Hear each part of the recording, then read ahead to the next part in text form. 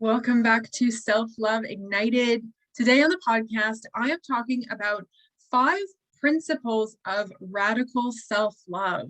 These are truths for pretty much everybody on this journey to some degree. And if you feel like you are already intentionally on the path of self-love, hopefully they help you, they support you, maybe provide a little bit of course correction. If you feel like you are not already intentionally on this journey of self-love and you're kind of curious about it, listen in. I am sure that it's going to be a little bit insightful and hopefully inspirational.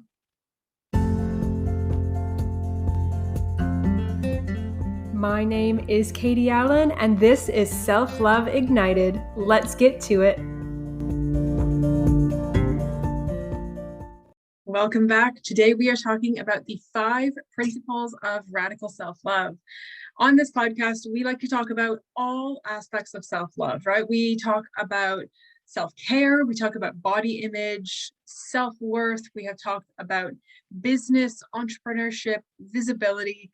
All of these are aspects of self-love. All of these and more, I should say, are aspects of self-love. Today, I want to just talk about 5 basic principles that are true for every single self-love journey. Number 1, you are 100% responsible for it. You are responsible for it because self-love, by my definition, the definition I like to use, self-love is just describing your relationship with yourself, having a loving relationship with yourself. And yes, there are so many beautiful outside influences that can help you. There is coaching, such as what I do. There is coaching. There are amazing self-help books. There are podcasts such as this one. You can take courses, right? You can go to workshops. There's so many beautiful tools out there. And at the end of the day, you are the only one who can use those tools. You're the only one who has the power to say, yes, I want to do this. I want to walk down this road. I want to learn how to love myself. I want to learn how to create a happy, harmonious, kind, compassionate relationship with myself. I want to become my own best friend. You are the only one who gets to make that decision. And let me tell you, this journey, and it is a journey, is about making that decision every day. Making that decision every day, sometimes twice a day, sometimes 100 times a day. You have to make that decision. You are responsible for it. Nobody else can force you. Nobody else can do it for you. All right. So a big part of stepping into self-love, it's really empowering. You know, it's like you have the power. This is it. It's on you. And I suppose for some people that could feel maybe a little bit scary or overwhelming. And that is one way of looking at it, like nobody else can do this but me. But another way is like, nobody else can do this but me, right? It's all about the perspective that you take. And how lucky are you that you have that power? How lucky are you that you have the ability to create this beautiful relationship with yourself in any way you choose, right? What a gift. What a gift that you have the power. You are 100% responsible. The second one, principle number 2, you are not going to feel over the moon in love with yourself every day. You are not going to have the warm and fuzzies. You are not going to have these like amazing, like, I just think that I'm the greatest. No, that is not what self-love is, right? And you're not going to have it every day. I was recently recording a podcast episode with a guest. It has yet to be released, but we were talking about how the journey to self-love actually mirrors how a parent is with their child. And what I mean by that is, if you have a child, if you have a toddler, you love that child. You love that child with every ounce of your being. You would die for that child. And that child has temper tantrums, and they whine, and they scream, and they grab. And there are some behaviors that you don't like. And some days, it's all you can do to not lose it, right? And I think I'm not a parent. I am an aunt, I'm not a parent, but I know that there are definitely parents listening who are listening going like, oh my gosh, yes, some days it's just getting through the day, right? And you don't always like your kid. You don't always like the behaviors they choose. You don't always like what they say. You don't always like what they do, but you always love them. You don't always have the warm and fuzzies like, oh, you're just the best thing in the world, but you always love them. You always do what you need to do to take care of them, and you always show up for them. And that is what self-love is for you, right? Maybe sometimes you don't like the behaviors you're doing. Maybe you don't always like the choices that you're making. Maybe there is some internal conflict. But that doesn't mean that you just drop everything and you're just like, well, it's done now. No, it means that you keep showing up, because true love is unconditional, which means that it is not conditional upon your appearance. It is not conditional upon your weight or size. It is not conditional upon your health status. It is not conditional upon the amount of money you make or where you live. Love is unconditional. Love is at your core. So, you're not always just going to be over the moon with yourself. It's like every relationship. There's ebbs and flows and ups and downs. And sometimes it's just going to feel so easy. And sometimes it's going to feel challenging. And it's all part of the journey. I like to say that this journey of self-love is not one that you can magically reach the end of and like tick it off your to-do list. It's done. Self-love, defined as your relationship with yourself, is constantly evolving. And just like every other relationship, it's going to keep on evolving, right? So if you think that like, oh, yeah, I've done it, I've done self-love, tick it off the list, then you're not going to ever have a relationship with yourself again. You're going to have no more internal dialogue. You're never going to wrestle with your own demons. You're never going to have anything inside your head. No, as long as you are on this planet, as long as you are in your body, you're breathing and your heart is beating and you have consciousness, it's evolving. It's going to evolve. And it would be crazy to think that every single day of any relationship is going to be amazing. So setting that expectation at the beginning is huge. Number 3, you can only control yourself. You can't control what other people think of you. You can't control other people's emotions. You get to control your actions. You get to control your emotions, and you get to control your reactions to situations. Sometimes it is really easy for us to think that this person made me angry. This person's words made me feel shit about myself.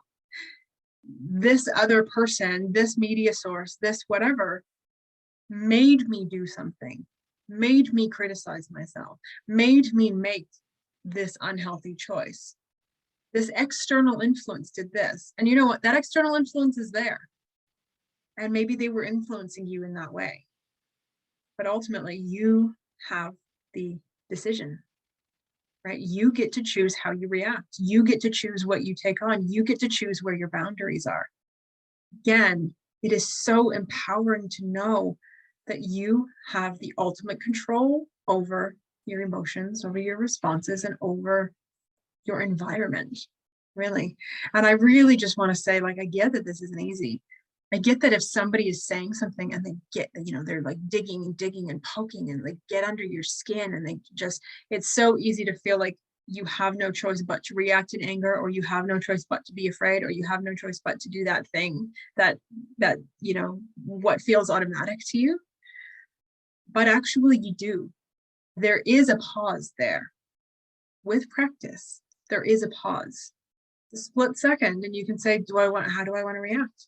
Do I want to do what I've always done? Is there some way that I could be more loving?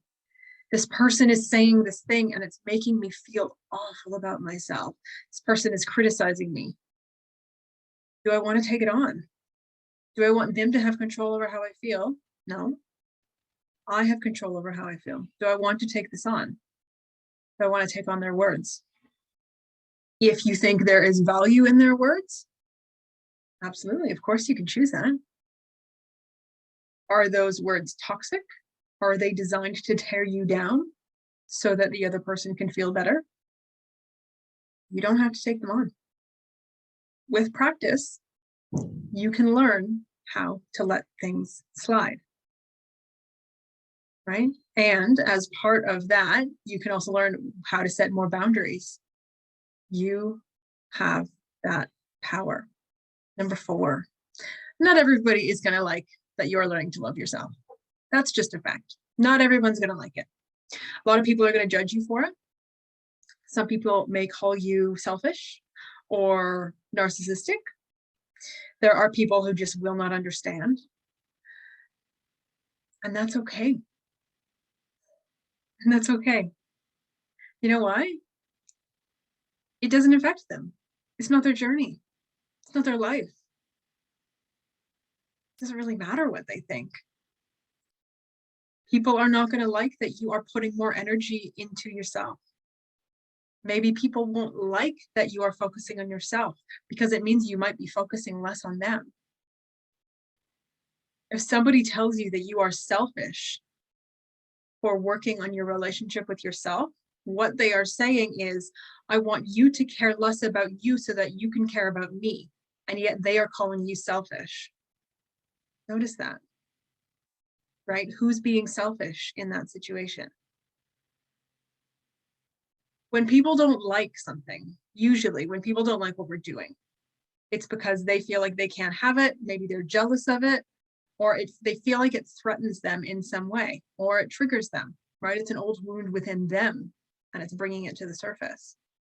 So when people don't like the choices that you're making through this journey, you can learn to have compassion for them. You don't have to understand why they don't like it. You don't have to get all of the nuances of their story, but you can have compassion for them.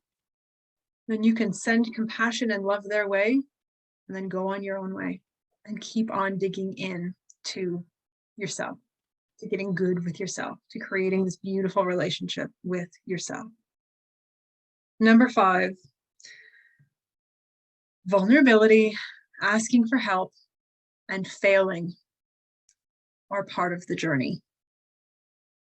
They are part of it. They are completely unavoidable. I don't know how you can have any relationship, any meaningful relationship in your life, and not have an aspect of vulnerability, not have an aspect of asking for help, having the back and forth, not having an aspect of like messing up sometimes, saying the wrong thing, doing something that isn't helpful or isn't healthy, doing something that offends somebody. I can't think of any deep, meaningful relationship in my life, whether it be with a family member, a friend, or a romantic partner, where I have not done all of these things. And I bet if you pause and reflect, you would say the same thing, right? Having an aspect of vulnerability, asking for help, asking for support, saying, this is what I need from you, and messing up on the way are part of the journey. So when we're looking at these 5 principles of self-love, it's not about being warm and fuzzy with yourself all the time. It's not about perfection. It's not about doing something that looks perfect, right? It's not about anything other than taking responsibility, knowing that there's going to be bumps in the road. It's not always going to be easy. But ultimately, when we're talking about creating a loving relationship with ourselves, self-love, self-compassion, self-kindness, self-respect, these things change you at your core. And I don't even think change is the right word, because I firmly believe that this is actually who you are. It's who we all are at our core. And we have society's programming and expectations and stories and beliefs that have been piled on us our entire lives. And I actually believe that this journey to self-love is like a journey home to yourself. It is more like an uncovering or an unmasking of the truth that has always been there. You maybe just weren't aware of it. You didn't have access to it. There's too much other stuff on top. We're like peeling back the layers. But this journey is worth it, because when you love yourself, and this past week alone, I can tell you that I've had two long-term clients who I've been working with, who both truthfully, without hesitation, without nuances, without anything, have just during conversation, during our sessions, just said, I love myself. I love who I am. It's amazing, and these are both women who have a lot of stuff, a lot of trauma in their lives, a lot of challenges. And they both have this peace within them, peace with themselves. And they are both finding that this is spreading throughout their life. This feeling is creating gorgeous ripples. It's like a flow-on effect. It is impacting their businesses. It's impacting their health and their well-being and their stress levels. It's impacting their relationships with family members, with partners. It is impacting absolutely everything, because they are, what's the right word?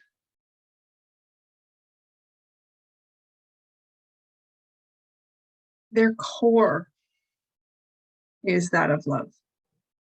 Their core is no longer, they're not coming from a place of fear or from a place of judgment or from a place of lack. They're coming from this place of being so sure of themselves and seeing all parts of themselves and accepting all parts of themselves. And it's a really incredible thing to witness, I can tell you, and it's a really beautiful thing to see happen again and again and again. So if listening to these 5 principles of self-love helps you, if you feel like you are intentionally, consciously on this journey, I hope that these principles help you provide maybe a little course correction if you feel like you've gotten off course, maybe a little wake-up call. If you feel like you are not intentionally on this journey and you are ready to do so, if you are ready to step up for whatever reason, maybe it is for your health and well-being, maybe it's to lower your stress levels, maybe it is to, boost your business, help your career take off, overhaul your finances. But if you are ready to create a loving, kind, amazing relationship with yourself that is based on compassion and respect and honoring who you are as you evolve through every single day of your life, if you're ready for that and you would like help with that, I would absolutely love to connect with you. I do free one-on-one calls. I do a couple of them every week. And these are for people who are ready, maybe just curious about what this could look like, what this could feel like. Maybe you are, just on the brink of like, oh, I think I want this. Or you see that your toxic, negative, judgmental relationship with yourself is negatively impacting your business. It is negatively impacting your relationships. It is negatively impacting your well-being. And you don't want that anymore. You want to cut it out. It's for you. So if you're curious, if you would like to talk one-on-one with me about us working together and about what will change in your life as a result, please book a free call. There is a link down below. So it's nice and simple for you to do that. Or if you're watching this on Instagram, click through in my bio. It is right there. And I'm going to leave you with that today. I hope that you have an incredible day. I hope that you, wherever you are in this journey, are able to lean just a little bit more into self-love. You deserve it, and you are so capable of it. I believe in you. I cannot wait to see what comes of this. Here is to you, loving all that you are. All my love. I'll see you soon.